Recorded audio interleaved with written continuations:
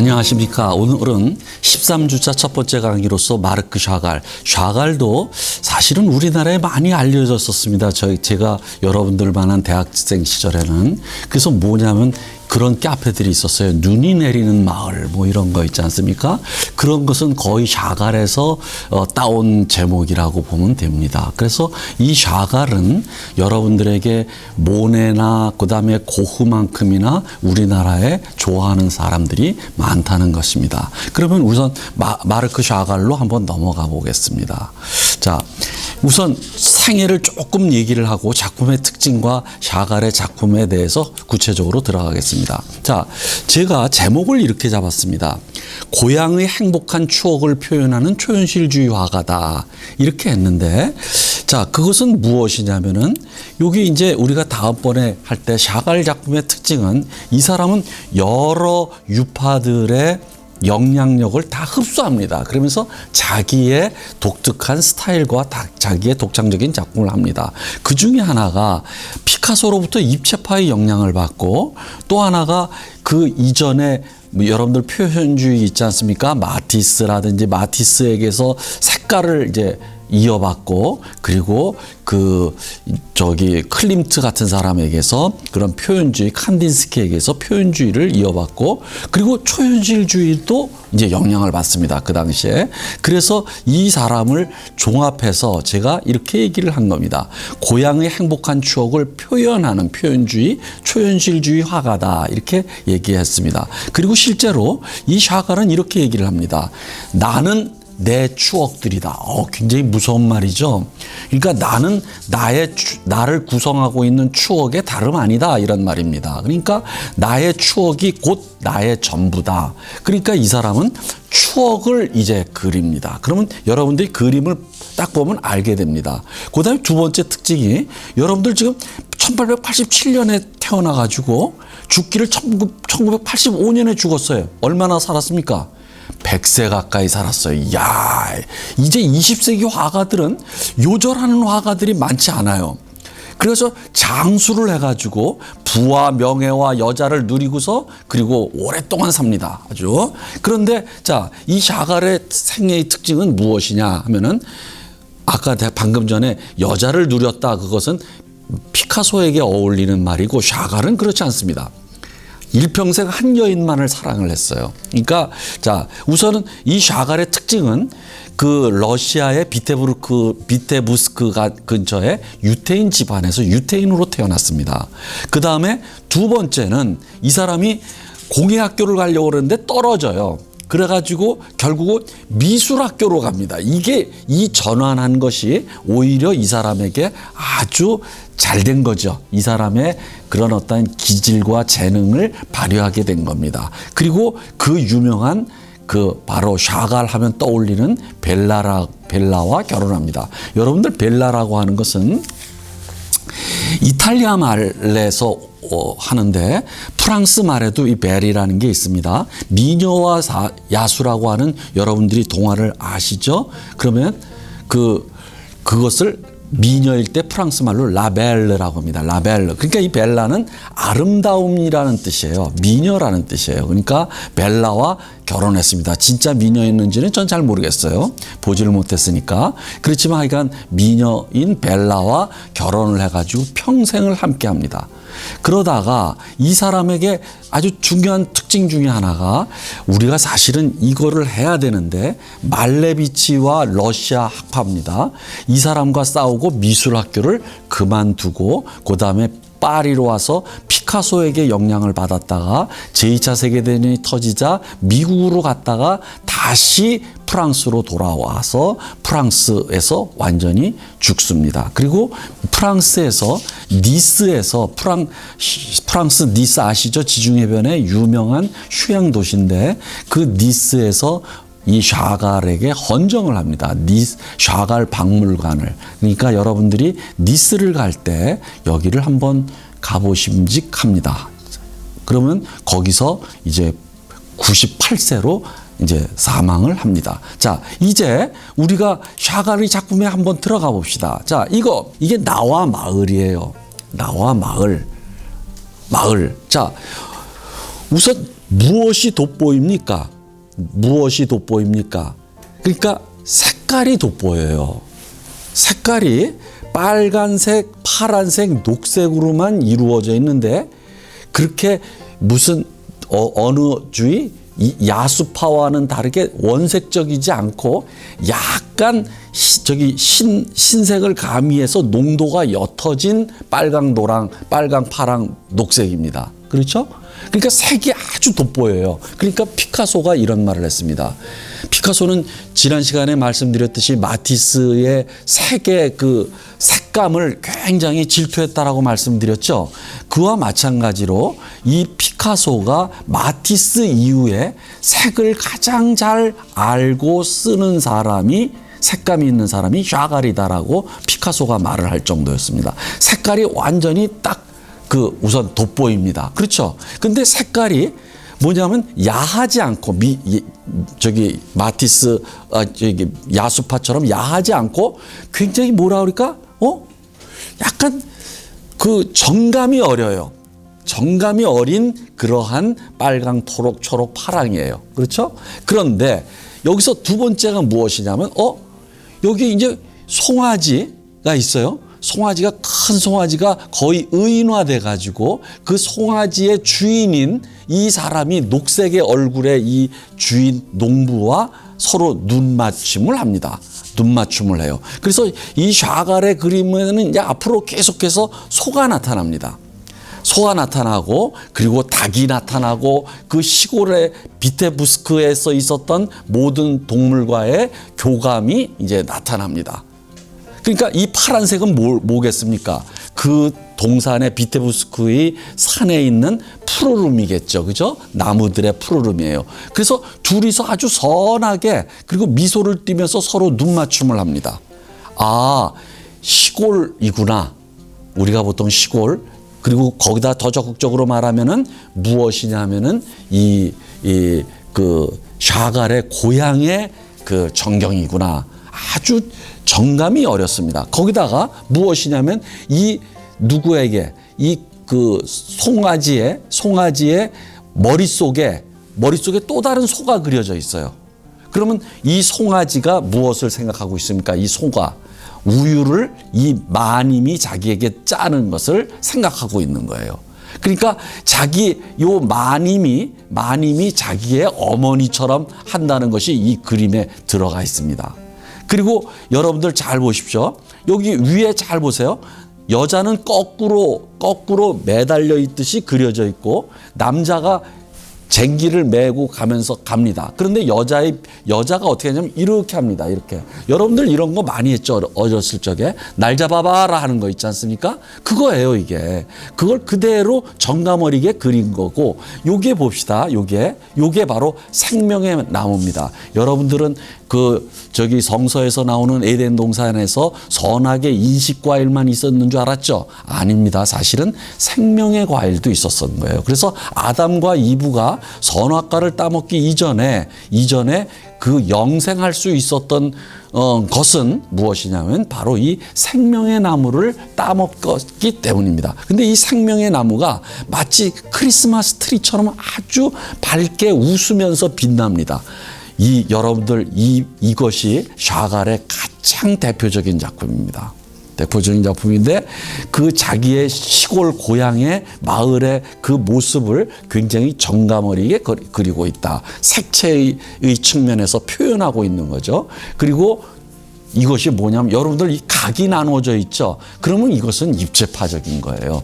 입체파적인 거고, 그리고 이제 조금 있다가 이제 저기가 나옵니다. 초현실주의의 영향이 나옵니다. 자, 이게 아담과 이브, 누구의 영향을 받아서 이 샤갈이 아담과 이브를 이렇게 그렸을까요?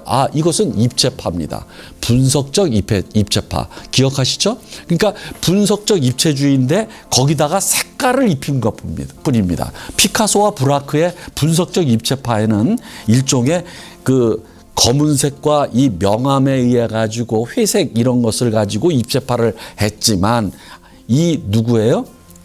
샤갈은 그러한 분석적 입체주의에다가 색깔을 넣은 겁니다. 그러니까 마치 분석적 입체파, 피카소의 분석적 입체파들은 뭐냐면은 수정이나 아니면 금강석 같은 느낌이 나는데 여기서는 뭐냐면 에메랄드 또는 사파이어 같은 그런 보석의 느낌이 나게 되어 있습니다. 자, 그러면 이 작품이 아담과 이브에 대한 것을 제가 그동안에 1학기 때서부터 여러분들한테 했는데 이것을 비교하면 참 재밌습니다. 제일 먼저 마사초의 낙원 추방부터 시작해서 오른쪽 아래로 미켈란젤로의 원제, 이게 시스티나 성당의 천장에 벽화로 되어 있어 여기 쫓겨나는 거 있죠? 그러다가 뒤로가 나타납니다. 뒤로가 나타나면서 완전히 팔등신으로 그리면서 아주 총총거림으로 뭐냐면 에덴 동산에 쫓겨나는 것을 하나도 부끄러워하거나 괴로워하지 않고 오히려 아주 룰루랄라 하면서 마치 스텝을 밟아가면서 음악적으로 리드미컬하게 에덴 동산을 나서는 그러한 모습을 그렸습니다. 훨씬 더 인간주의적으로 그렸죠. 에덴 동산이 뭐라고 하는 그러한 모습입니다. 자, 그러면 왼쪽으로 가면 이게 클림트가 이제 그로부터 400년이 지난 클림트가 아담과 이브입니다. 그러면 이것은 무엇입니까? 아담과 이브는 아담의 꿈속에서 태어났다 하는 겁니다. 자, 그러면 이런 것들을 가지고 우리가 방금 전에 보았던 이것을 한번 봐봅시다. 그럼 뭐예요? 우선은 말이죠. 뭐 괴롭다 아니다 보다도 색채에 있어서 뭔가 아주 시원하고 마치 꽃과 나무들의 아주 밝은 생명의 색깔 같은 게 느껴지지 않습니까? 여러분들 굉장히 정감이 있어요. 그러니까 이런 식으로 여러분들은 샤갈은 색감으로써 색의 그 차이로서 아담과 이브의 심적 상태를 이렇게 표현했다. 입체파적으로. 그런 것들을 비교를 하면서 여러분들이 이제 그걸 하나씩 느껴가는 겁니다. 이게 바로 이제 그 다음 그림이 나가겠습니다. 지붕 위의 바이올린이라는 영화의 아주 그 배경이 된 샤갈의 그림이에요. 지붕 위의 바이올린이라고 하는. 그런데 여러분들 이거 봅시다.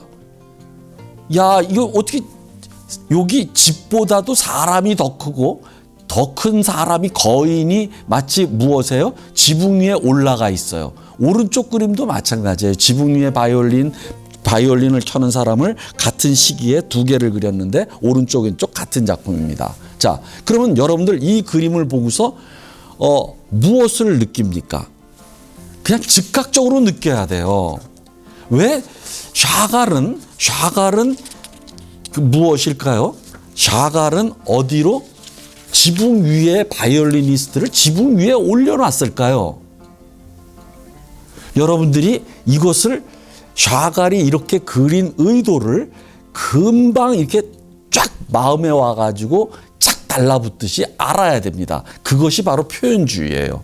무엇이냐면 지붕 위에 올라갈 정도로 기분이 들뜨고 기분이 좋다라는 겁니다. 흥이 났다라는 거예요. 자기가 마치 날아다닐 정도로 들떠서 오케이?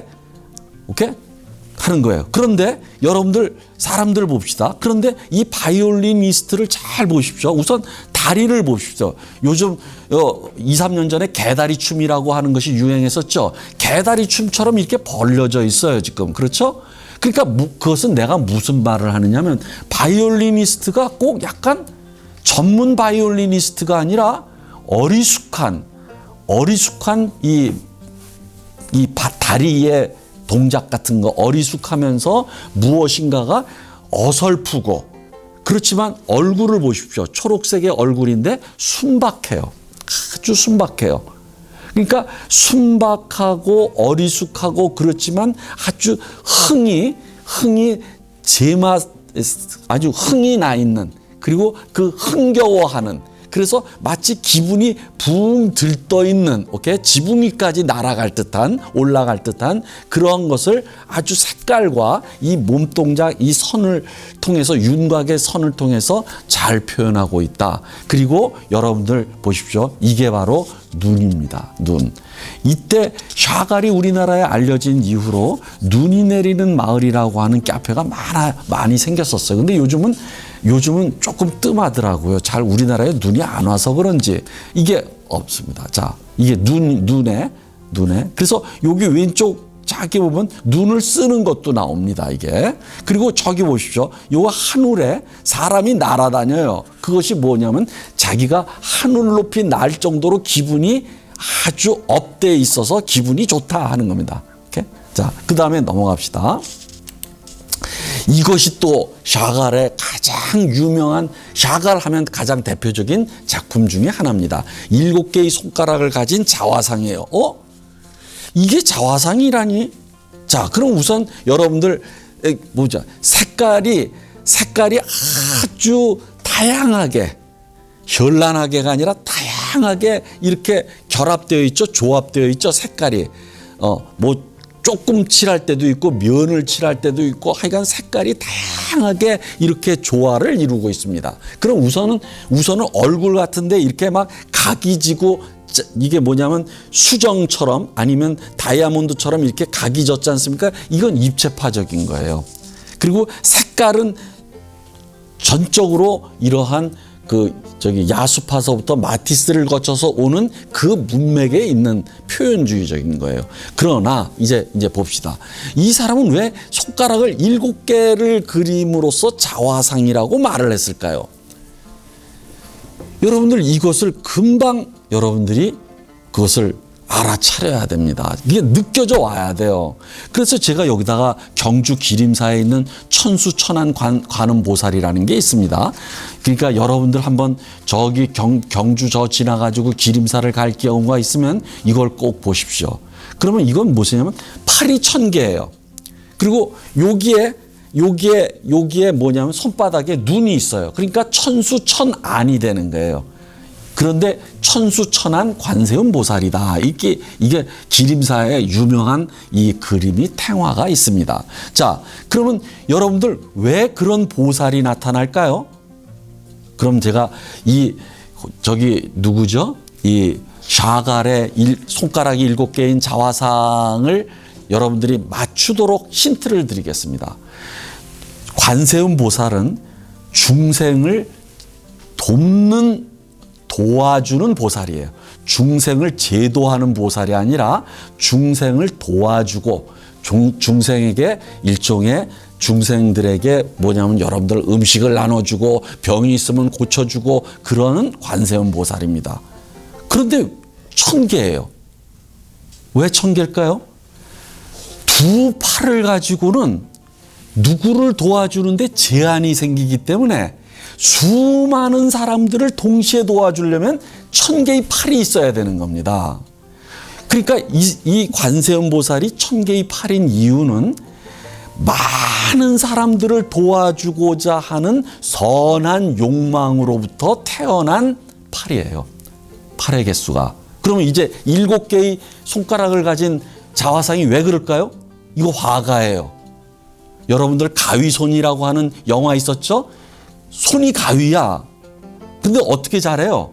머리를 잘 자릅니다. 됐죠? 영화 보셨어요? 마찬가지로 이 가위손이라고 하는 것은, 그 영화의 가위손이라는 것은 머리 손질을 빨리 잘하고 싶은 그런 욕망이 가위손으로 나타나는 겁니다. 마찬가지로 그러면 화가의 욕망은 그림을 잘 그리고 싶은, 오케이? 그 욕망이 손가락을 7개로 만드는 거예요. 이렇게 변형시키는 겁니다. 이렇게 욕망이 자기의 신체라든지 이런 세상의 만물을 변형시키는 것을 있는 그대로 표현하는 것이 무슨 주의냐? 그게 바로 초현실주의입니다. 오케이? 그게 초현실주의예요. 그러니까 여기서 초현실주의적으로 7개를 그린 겁니다. 그런데 그림이 참 재밌어요. 그림이 바깥 창문으로는 에펠탑이 보여요. 평면적이죠? 그런데 자기가 이 그림을 그리고 있어요. 이 그림 이제 조금 이따 할 겁니다. 그런데 요게 구름 속에 어떤 마을이 있어요. 이 사람이 이걸 생각한다는 겁니다. 이게 자기 고향 비테브스크예요. 그리고 자기는 파리에 와 있어요. 그러니까 현실적으로는 파리에 몸을 담그면서 고향을 생각하면서 고향을 그린다. 오케이? 아주 아주 재미난 겁니다. 자, 이제 또 넘어갑시다. 여기서도 똑같아요. 아까 그것과 같은 파리 에펠탑이 보이는 그 자기 방에서 그린 거예요. 그럼 요번엔 여러분들한테 또 다른 질문을 낼게요. 여기서 이상하다? 요거를 뭐라 그래? 야누스라 그러죠? 야누스. 그러니까 앞면은 남성이고 뒤는 여자고, 오케이? 선과 악, 야누스. 얼굴이 두 개예요. 앞뒤로. 이거 야누스가 아니에요. 그런데 왜 샤갈은 이렇게 그렸을까요? 이렇게 그렸을까요? 그러니까 여러분들이 그 샤갈의 마음속으로 들어가서 그와 동일시하면서 이렇게 그린 것을 공감을 해야 됩니다. 그래야 그림을 제대로 감상하는 건데, 이건 뭐냐면 아까도 얘기했지 않습니까? 방금 뒤에 뭐냐면 마음은 어디가 있어요? 마음은 고향에, 과거의 고향에가 있고 현실에는 자기가 여기에 몸담고 있는 겁니다. 자, 그러면 이번에 일리가 옵시다. 뭐예요? 앞은 현실을 보는 거고 뒤는 고향을 보는 거예요. 고향을 생각하는 거예요. 그러니까 두 얼굴이 이렇게 된 겁니다. 마치 우리들 모두가 바로 이 얼굴이에요. 뭐냐면 앞은 현실적으로 미래를 향해서 살아나가고 있고 뒤는 계속해서 과거를 추억하는 것이죠. 이게 바로 인생입니다. 이게 바로 셀라비다 이거지. 자, 그 다음에 봅시다. 이게 바로 벨라와 이제 결혼은 좀 늦게 했는데 이거보다 더 늦게 했을 겁니다. 그런데 벨라와 사귀면서 이제 그리기 시작한 거예요. 자, 이 그림과 이것을 계속 연속해서 봅시다. 두 사람이 떠 있네. 그리고 마치 모가지가 뒤로 제껴져서 꺾여가지고 키스를 하네. 그렇죠? 자, 그 다음에 봅시다. 다음 그림을. 이거는 이 사람이 지붕 위에 올라가가지고 여자 벨라를 갖다가 손을 잡고 벨라는 풍선처럼 둥둥 떠가려고 하늘나라로 올라가려고 하고 있네. 자, 오른쪽에 와인을 준, 요번에는 뭐냐면 자기가 여자를 무등 태워야 되는데 여자가 힘이 셌나 봅니다. 그러니까 샤가를 무등 태워가지고, 아시겠어요? 자, 이렇게 되고 있다, 이거지. 꽃을 들고 있고 이 사람은 와인잔을 들고 있고 저기 천사가 있어요. 그런데 지금 이게 다 웃고 있어요. 이게 뭘까요? 그러니까 벨라와 사랑을 나누면서 지금 기분이 무척 업된 겁니다. 그래가지고 붕붕 떠다니는 거예요, 그냥. 그러니까 땅에다 짖지 못하고 너무너무 좋아가지고 붕붕 떠다니는 거예요, 풍선처럼 가볍게. 그런데 그것을 그리는 기법을 이렇게 입체파적으로 그리고 여기 테이블 있지 않습니까? 이 테이블은 세잔적 입체주의예요. 세잔적 입체주의. 그러니까 제가 지금 시간이 없어가지고 굉장히 빠른 속도로 나가고 있는데 빨리빨리 알아들어야 됩니다. 여러분들. 자, 여기서 목이 이게 입체파고 꽃, 생일. 그러니까 벨라가 누구의 샤갈의 생일을 축하하러 꽃을 가지고 왔어요. 그러니까 자기가 엄청나게 업돼가지고 하늘을 날아가지고 살짝 나비처럼 날아가지고 벌처럼 쏘는 건 아니지만 아무튼 나비처럼 날아서 키스를 한다 이거지. 오케이? 날카로운 키스를 던진다 이거죠. 날카로운 키스는 여러분들 어디서 봤습니까? 한용운의 식귀절에 있습니다.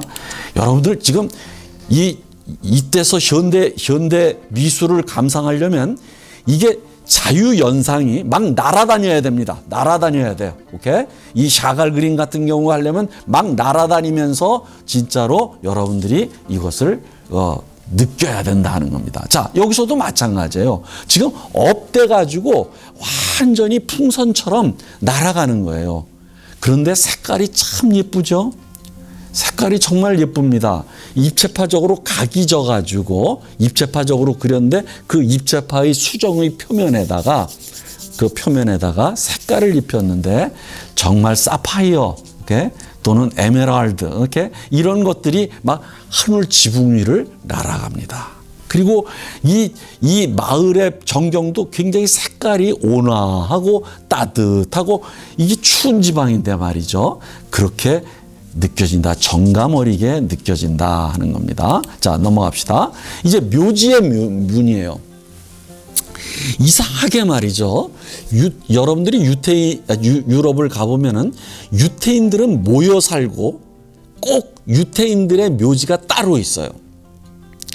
그거 참 이상해요. 그래서 아마 미움을 사는지도 모릅니다. 어떤 선민 사상 때문에. 그러나 아무튼 이 사람도 유태인이었기 때문에 이 묘지의 문이에요. 근데 아마 여기에 유태인들의 묘지에 여기에는 글이 쓰여 있습니다. 그 글이. 그런데 그 히브리어로 쓰여 있는데 다음은 네 차례다라고 하는 것이 쓰여져 있을 겁니다. 근데 여러분들 쫙 보니까 어떻습니까? 굉장히 죽음의 기운이 서늘하게 느껴지면서도 경건하고 약간 무서워서 약간 오싹할 정도로 추워지기도 하고 아주 잘 표현했죠. 묘지의 문입니다. 오케이. 자, 또 넘어갑시다. 자, 이제 왼쪽이 시인 혹은 세시반이에요. 세시반이 어디에 있는지 잘 모르겠습니다. 이게 입체파적이죠. 완전히 산산조각 났죠. 그런데 여기서 중요한 것은 입체파 플러스 뭐냐면은 표현주의라는 겁니다. 그럼 여러분들 머리를 갖다가 2차 돈처럼 완전히 머리를 잘라가지고 이것을 갖다 뒤로 거꾸로 했어요. 그리고 그를 시인이라고 했어요. 아까 내가 7개의 손가락을 가진 화가가 바로 자기 자신이다. 그럼 왜 7개를 가졌느냐 하는 그 화가의 그런 욕망이 있지 않습니까? 그 잘 그리려고 하는 욕망이 손가락을 여러 개로 만든 것이다 라고 말했는데, 그렇다면 이번엔 그런 차원에서 시인을 거꾸로 했어요.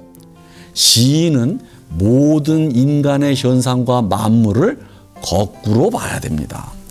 거꾸로 보지 않는 그런 시는 시의 가치가 없어요. 관점을 뒤집는 거죠. 오케이? 그리고 배합을 아주 반대로 해버리는 겁니다. 오케이? 그리고 여러분 다 기도하는 유태인. 자, 이것도 저 위에 유태인 마크가 있습니다. 유태인 마크가 있어요. 기도를 해요. 그럼 여러분들 기도하는구나 이렇게 보면 안 됩니다. 샤갈이 왜 이렇게 그렸을까? 목이 쭉 나와서 목을 떨구고 아예 목이 꺾여버렸네. 잘라져 버렸네. 뭘까요? 그러면 이 사람은 어떤 기도를 하고 있을까요?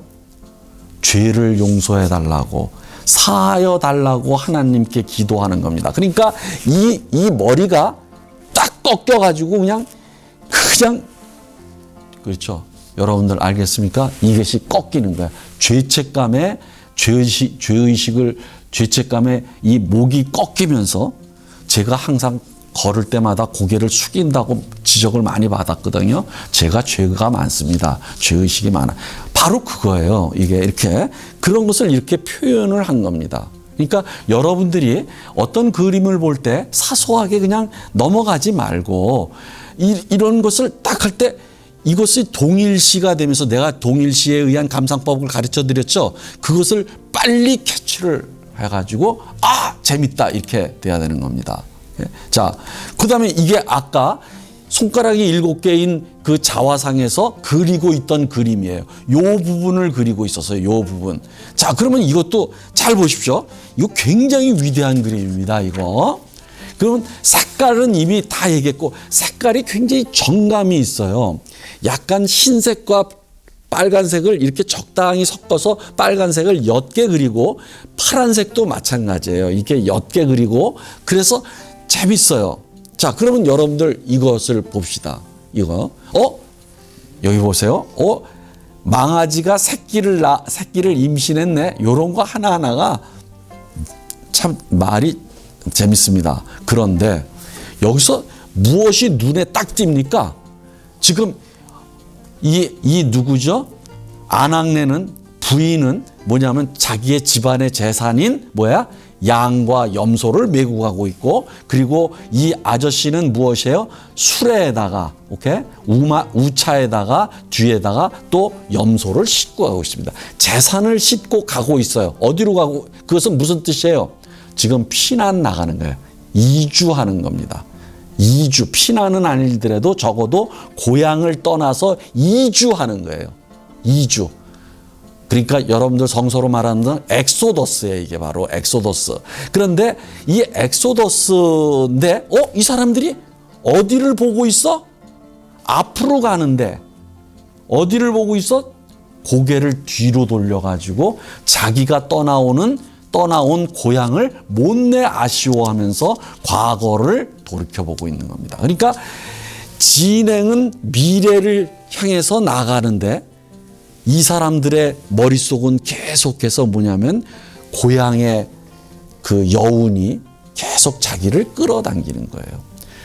그러면서 여기다가 바퀴를 정중앙에다가 아주 선명하게 그렸어요. 그러면 이 바퀴는 무엇을 상징하는 걸까요? 여러분들 불교 철학을 안 한다고 하더라도 이런 것을 불교에서는 윤회, 영륜이라고 합니다. 영원히 돌아가는 그 인생과 우주의 원리를 바퀴에 표현해요. 륜자가 바퀴륜자예요. 오케이? 대륜고등학교도 있네요, 보니까. 자, 또 넘어갑시다. 자, 이렇게 해서 이렇게 에펠탑에 신랑 신부가 있어요. 에펠탑에 신랑 신부.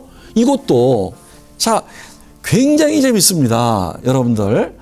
자, 봅시다. 이 에펠탑이에요. 그리고 해가 있고 여기 이카로스가 있고 이카로스가 막 날아가고 막 신화와 그리고 고향 풍경이 여기 있어요. 고향 구름 속에 고향 저기 염소가 있고 그다음에 누구예요? 이 어떤 사람이 바이올리니스트가 있고 여기도 있고 바이올리니스트 천사가 거꾸로 있고 완전히 고향과 현실과 그다음에 신화와 막 섞으면서 이걸 그렸어요. 굉장히 좋은 그림입니다. 그러면 여기서 제가 하나 힌트를 또 낼게요. 요 닭은 의인화되면서 했다. 그 고향의 닭이에요. 그러니까 자기가 사랑을 주던 애개가 되겠죠. 애견이 아니라 애개 이거죠. 그다음에 여기 한번 봅시다. 그런데 여기서 여러분들이 또 하나 힌트를 내드릴게요. 여기서 왜 여자가 기울어지면서 남자도 그걸 따라서 기울어지게 그렸을까요? 여기서 탁 와 닿아야 됩니다. 마음이 가는 겁니다. 마음이 가니까 뭐예요? 몸도 그쪽으로 기울어지는 거예요. 이렇게 아주 이 사람이 이 남자 이게 샤갈이에요. 이 샤갈일 거야. 근데 샤갈의 마음이 있지 않습니까? 그래서 저번에 내가 얘기를 했지 않습니까? 뭐냐면은 아닙니다. 됐습니다. 자, 이게 리비도가 어떤 여자에게 기울어지는 거예요. 그러니까 여러분들 이런 거 있잖아. 진짜 기울어지는 거예요. 몸이 기울어서 그 누구에게 신부에게 이렇게 경도되어 있다. 기울어져 있다라는 것을 표현하는 것입니다. 그러니까 이런 것을 보면서 야 재밌는데 이렇게 자꾸만 흥이 겨워야 된다는 것을 여러분들에게 다시 한번 말씀을 드립니다. 자, 왼쪽 고독이에요. 자, 고독인데 이거 송아지 보십시오. 정말 예쁘죠? 정말 정말 예쁩니다. 네. 이 소를 보니까 뭐 인도의 그 소도 생각나지만 실제로 이 사람은 샤갈은 비테부스크에서 이 소를 키우면서 소에 대해서 무지무지한 애정을 가졌던 것 같아요. 소와 닭과 이러한 집안의 동물들을 여기 천사가 있고 그렇습니다. 그리고 소가 눈이 선하죠. 그리고 바이올린도 있고 그런데 이 사람은 고독해요. 여러분들 잘 보십시오. 이 고독한데 무엇을 가지고 있습니까? 탈무드라고 하는 이 경전입니다. 유태인의 그것을 갖고 있으면서 고독합니다. 그래서 여러분들 1학기 때 내 강의를 들은 사람들은 이런 모습에서 무엇을 발견할 수 있느냐면 미켈란젤로의 예레미야라고 하는 그림이 있습니다. 바로 그 예레미야를 모델로 한 것이 아닌가 합니다. 자, 그렇죠? 그런데 여기 봅시다. 이번엔 달을 그리는 화가예요. 이것도 재미있습니다. 그러니까 무엇이냐면 여러분들 지금 이게 어떤 자세입니까? 이게 이 사람은 지금 달을 보면서 완전히 수직으로 다리로부터 허리가 수직으로 꺾어서 거의 이 몸통 이후 머리까지는 누워있는 자세가 돼요. 이건 거의 불가능한 자세죠. 그런데 이 사람은 여기 팔레트를 갖다가 완전히 놓치는 자세예요. 그러니까 무엇이에요? 달을 그리려다가 뭐예요? 달에 심취한 사람이죠. 그래서 이태백이처럼 말이죠. 달을 잡으려다가 물에 빠져 죽는 그러한 화가를 그린 것입니다. 그러니까 제가 지금 이 자유연상의 이 흐름을 굉장히 빨리 가져가는데 여러분들이 그것을 같이 따라와 주시면은 아마도 그 여러분들이 그림을 제대로 감상할 수 있을 겁니다. 자, 그러면 요번에는 1937년 혁명입니다. 사실은 1917년에 일어납니다. 러시아 혁명이. 그것을 그린 그림이에요. 그런데 이 그림은 사람들이 막 어수선하게 몰려있고 한쪽에는 빨간색을 크고 있고 한쪽에는 하얀색이에요. 대립을 하면서 혼란에 빠져 있다는 걸 압니다. 그런데 여기에 뭐예요? 바로 혁명 지도자인 이게 아마 레닌일 가능성이 많겠죠. 근데 말하자면 그런데 그 사람이 이제 드디어 연단에 나섰어요. 그랬더니 뭐예요? 그걸 갖다 거꾸로 그립니다. 거꾸로 그려요. 왜 그럴까요? 세상을 뒤집는 겁니다. 일종의 혁명이라고 하는 것은. 그러니까 아주 이 혁명의 어수선함을 그리면서도 여러분들 이 사람들을 그리고 있는 마티스는 일종의 춤이라고 하는 그림에서 하나의 선으로서 그 무희의 이 어깨서부터 이 발끝까지 내려가는 곡선을 한 선으로 그렸지만 이 사람은 몽글몽글 동글동글해요. 그냥 동글동글. 그러니까 굉장히 뭐라 그럴까? 사람을 갖다가 압축해서 선으로 표현하는 그 선분이 아주 뭐라 그럴까? 우리가 이런 말이 가능할지 모르겠지만 시골 사람다워요. 이렇게 시골 사람처럼 보여요. 이렇게 진짜 서민처럼 보인다 이거죠. 이렇게 순박하고 순진한 서민처럼 보인다. 그래서 이런 그림도 제가 보고 있는 상당한 좋은 그림이다. 이렇게. 자, 그 다음에 봅시다. 이 사람이 이게 하얀 책형이에요. 이게 1938년도입니다. 이 1938년도 바로 직전에 누가 나타나기 시작했냐면 바로 히틀러 나치가 나타나기 시작해요. 그래가지고 세계를 대공황으로 몰아가고 그리고 세계를 전쟁으로 쌓이게 만든 장본인입니다. 그때 그린 그림이에요. 그런데 유태인들은 여기 우리나라에는 기독교 신자가 많아가지고 예수를 믿고 있지만 유태인들은 예수를 믿지 않습니다. 유태인이 예수가 비록 유태인이라고 할지라도 예수는 이미 유태인에 의해서 유태인으로부터 추방이 돼요. 왜 그러냐면은 이제 아직까지 하나님의 아들이 나타나지 않았다고 생각을 하는데 오예수는 자기가 하나님의 아들이라고 말을 하기 때문입니다. 유태인들은 결코 예수를 그리지 않아요. 믿지도 않고. 오케이? 그런데 예수를 그립니다. 왜 그랬느냐? 바로 이런 전쟁과 엄청난 인간의 잔인함에 바로 예수의 희생, 사랑의 정신, 희생 정신, 오케이? 그것을 일종의 상징적으로 그린 겁니다. 그런데 이 샤갈의 예수, 그러니까 한쪽에선 불이 나고 한쪽에선 이쪽에서도 불이 나고 사람들은 피난 나가고 도망가고 막 전쟁의 휘말소이에 무엇이냐면 하얀 빛이 이게 길입니다. 이게 빛의 길이 쫙 하늘에서 내려오면서 예수를 하얀색으로 그렸어요. 그런데 전쟁을 그리는데 이렇게 하얀색으로 그리니까 오히려 더 잔인해 보여요. 여러분들 이 흰색의 우리가 잔인하다고 하면 보통 빨간 피색만 생각을 하는데 그게 아니라 하얀색이야말로 죽음의 색이고 이것이 굉장히 서늘한 잔인성을 우리에게 보여줄 수 있습니다. 그것을 우리는 어떤 것에서 알 수 있느냐면 이 십자가를 그린 그림들입니다. 왼쪽이 바로 벨라스케스의 못 박힌 예수고 두 번째가 고야의 십자가에 못 박힌 예수고 달리의 우리가 다음 시간에 할 달리의 십자가의 예수예요. 자, 그런데 여기서 벨라스케스의 십자가에 못 박힌 예수에 주목할 필요가 있습니다. 아주 흰색으로 칠했습니다. 고야는 그래도 이게 노리끼리 하기 때문에 약간 핏기가 남아 있어요. 핏기가. 오케이. 그런데 이 벨라스케스는 뭐냐면 흰색으로, 오케이. 흰색으로 아주 밝게 조명을 하고 있어요. 그러니까 그런데다가 예수가 고개를 탁 떨구고 있으니까 처절하고 처연하고 뭔가가 정말 그냥 서늘함이 여러분들 지금 소름이 안 끼칩니까? 안 끼치겠죠? 소름이 쫙 끼친단 말이죠. 이 흰색이.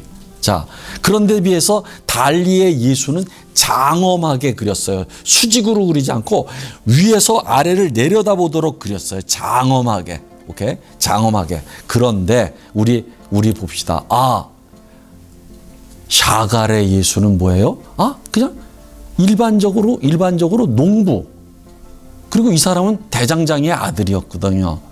그게 일상생활에 누구나 있는 그런 사람이에요. 그런 사람이 그냥 있는 거예요. 진짜 인간 같죠.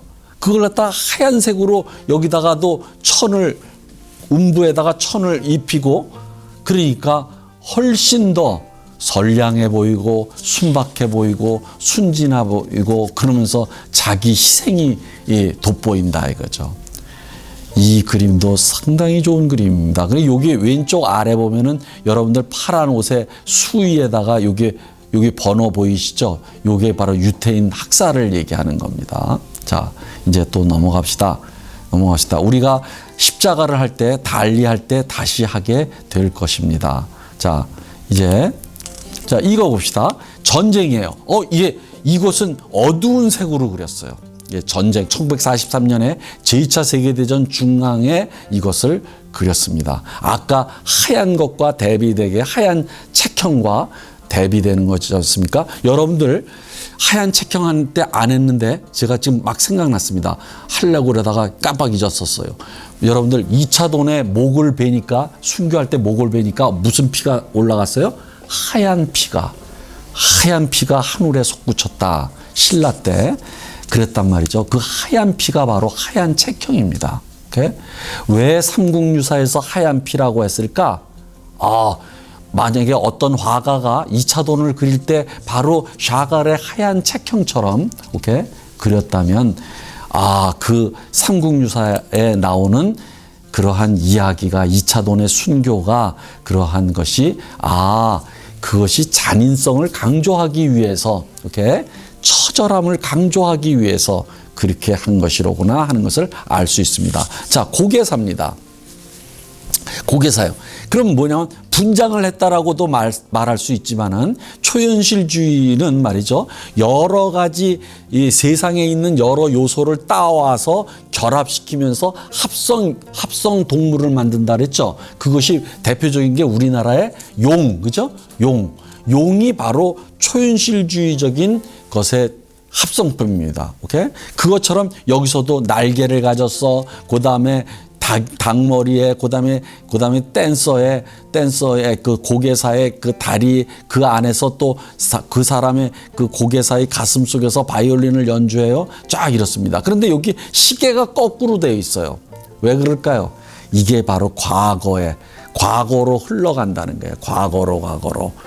근데 요즘 우리나라에는 이게 없어졌어요. 꺾었어요. 내가 여러분들만 할 때는 이 서커스 팀이 이렇게 대도시를 마을을 돌면서 이렇게 천막을 치고 서커스를 했었는데 바로 그겁니다. 이 러시아에서는 그것이 아직도 있답니다. 이런 서커스가. 그러니까 이것도 서커스예요. 서커스인데 무엇이에요? 인어처럼 그려가지고 인어가 마치 다이빙하는 것처럼, 그 다음에 물고기와 같이 노는 것처럼. 그래서 여러분들 클림트의 물뱀이라고 하는 그런 그림이 있죠. 그거와는 너무나도 다르지 않습니까? 그 클림트의 물뱀이라고 하는 것은 섹슈얼리티, 에로티시즘. 그런데 이것은 뭐냐면은 아주 추억의 한 장면처럼 즐겁고 행복하고 하는 그러한 그것을 표현하고 있다. 자, 넘어갑시다. 자, 이게 그녀주의에서예요. 자, 이것도 다 이게 이제 45년도 되니까 이 사람이 벌써 몇 살 때냐면 65세 막 이렇게 될 때입니다. 65세. 그러니까 이 여자가 생각을 하고 있는 거야. 원 속에 있는 구 속에 있는 것은 자기가 그리워하고 여기 이 과거를 회상하는 겁니다. 그리고 여기 시인처럼 또다시 머리가 거꾸로 되어 있고요. 이런 것들을 이제 자기가 지금까지 그려왔던 여러 요소들을 갖다가 합치는 겁니다. 화촉도 마찬가지고, 화촉도 잘 봅시다. 샹들리에 그다음에 같은 하룻밤을 보내는, 그리고 여기에 기울어지는 것, 요게 그러니까 여러분들이 이런 것들을 그림을 갖다가 시대순으로 배열해서 그리면은 옛날에 이 20몇 살 때 그렸던 그림의 요소를 60살 때 가져와서 다시 거기다가 첨부하고 그러면서 새로운 것이 나타나면서 아주 독창적인 그림이 되는 거죠. 그러나 그 모든 것은 이 샤갈은 추억, 고향에서의 아름다운 추억으로 계속 향하고 있으면서 그것을 서로 뭐냐면은 결합시켜서 새로운 그림을 만들어낼 뿐이다 하는 겁니다. 그런데 왜 이런 그림을 늙어서 그렸느냐? 요때 벨라가 죽거든요. 제가 이게 죽기 때문에 벨라를 이제 추억하면서 그린 그림이에요. 벨라가 추억하는 게 아니라. 자, 넘어갑시다. 자, 여기서 이게 1964년, 66년 쥐리밋을 이거 해보십시다. 여기서는 아까 하얀 책형과는 좀 다르죠? 하얀 책형과는 다르게 뭐예요? 엄청나게 대비가 되고 있어요. 빨간색과 흰색. 그 다음에 사람들이 피난 나가는 것, 그리고 어디 요게 커다란 송아지도 되고 염소도 되고 그 하얀 염소가 되어 있습니다. 이게. 그러니까 이 샤갈의 송아지는 모세가, 여러분들 요 다음 거를 한번 봅시다. 여러분들 모세가 이제 십계명을 받는 거예요. 십계명을 받는 것을 이 샤갈이 자기식으로 그린 거예요. 그런데 이 자기식으로 그린 것은 사실은 지오토라고 하는 사람의 요 그림이 요런 식으로, 여러분들 요거 좀 보입니까? 그러니까 이게 프란체스코 성인인데 그 천사가 나타나서 스티그마타를 갖다가 나타나게 하는 거예요. 몸에다가 성은을 받는 프란체스코예요. 그것과 구도가 똑같죠, 그죠? 구도가 똑같아요. 따라서 이 누구야? 샤갈은 지오토, 그러니까 700년 전에 대선배이자 우리 인간주의의 선구자인 그러한 지오토의 그림을 자기식으로 다시 그렸다는 것을 알 수가 있습니다. 그러나 제가 말하려고 하는 것은 모세가 그렇게 십계명을 받고서 내려오니까 자기의 민족이, 자기의 종족이 누구를 우상 숭배하고 있었어요? 송아지를 숭배하고 있었습니다. 황금 송아지. 그래서 십계명을 던졌다. 이렇게 얘기가 되고 있는데, 그러한 모세의 그런 우상 숭배로서의 송아지가 아니라 이 샤갈의 송아지는 무엇이에요? 고향에 있었던, 자기가 사랑하고 아꼈던, 애지중지했던 애완동물로서의 같은 레벨에 있는 자기와 같은 인간으로 의인화시키는 그러한 그 송아지다. 자, 이거 봅시다. 이제 이때는 막 전쟁과 제2차 세계대전을 경험한 때예요. 그러니까 아까 벨라와 샤갈이 결혼할 때는 이카로스가 막 하늘로 올라가고 막 그랬었는데 이제부터 떨어지기 시작합니다. 벨라가 죽고, 벨라가 죽고, 그리고 전쟁이 후유증에 했을 때 이 이카로스가 추락해요. 많은 사람들이 아우성이고 전쟁에 황폐할 때 떨어져요. 그러면 여기서도 또 추락하는 천사예요. 이것이 이제 비극적인 죽음을 암시합니다. 이제 샤갈도 늙었다는 걸 알게 되죠. 그리고 요 추락하는 천사는 23년서부터 그리다가 미완성으로 있다가 전쟁 중에 제2차 세계대전 중에 완성을 해요. 그러면 이렇게 이카로스의 추락하는 천사가 그린 그림이 바로 브리겔의 요게 바로 이카로스가 한데, 이 브리겔의 이카로스는 현실과, 왼쪽의 현실과 오른쪽의 신화적인 것을 결합시켜 놓고 있죠. 그러나 이 샤갈은 뭐냐면은 그런 그 샤갈이 살던 시대적인 역사적 상황을 이카로스에 비유를 한 겁니다. 완전히 다르죠. 자, 넘어갑시다. 자, 그 다음에 이 사람은 그림만 그린 것이 아니에요. 그림만 그린 것이 아니라 무엇을 했냐? 모자이크도 했어요.